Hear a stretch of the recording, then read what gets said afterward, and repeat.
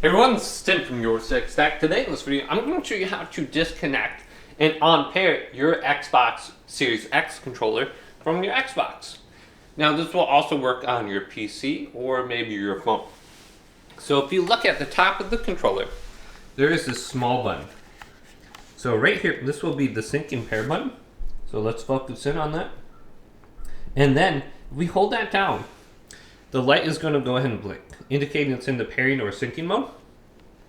But if we continue to hold it down for about 15 seconds, this is going to disconnect it from our Xbox. So keep on holding it down.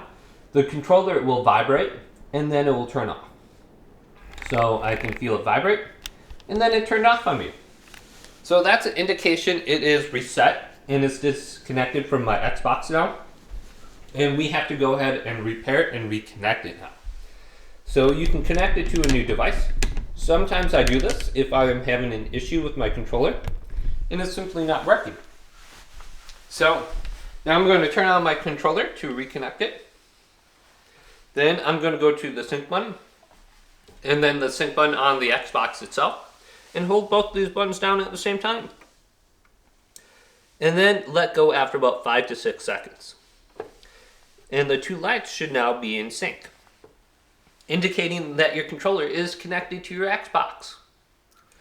So hopefully this quick little video did indeed help you out. If it did, leave it a big thumbs up and subscribe to my channel down below for more tech videos coming up next on Your Six Tech.